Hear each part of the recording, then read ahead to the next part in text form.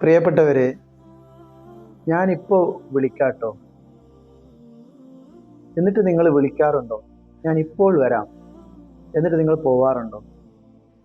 വാക്ക് പാലിക്കുക എന്നത് വളരെ പ്രധാനപ്പെട്ട ഒരു കാര്യമാണ്.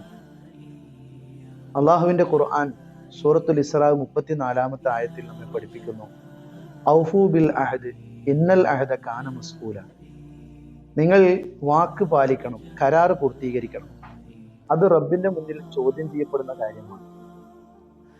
മഹാനായ ഇസ്മായിൽ നബി അലൈഹി സ്വലാമിനെ സംബന്ധിച്ച് വിശുദ്ധ ഖുർആൻ പുകഴ്ത്തി പറഞ്ഞ കാര്യം, ഇന്നഹു കാന സ്വാദിഖൽ വഅദി, മഹാനവറുകൾ വാഗ്ദത്തം പൂർത്തീകരിക്കുന്ന ആളായിരുന്നു എന്നാണ്.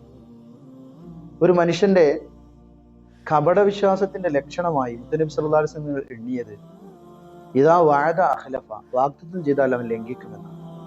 പറയുമ്പോൾ തന്നെ അത് ചെയ്യൂല എന്ന നിയ്യത്തോ അല്ലെങ്കിൽ പ്രത്യേകിച്ച് കാരണങ്ങളോ ഇല്ലെങ്കിലാണ് അത് നിഫാഖിൽ പെടുന്നത്.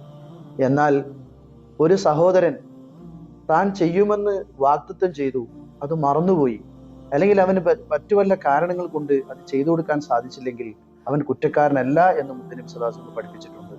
നല്ല സ്വഭാവങ്ങൾ പാലിക്കാൻ അള്ളാഹു നമ്മെ അനുഗ്രഹിക്കട്ടെ.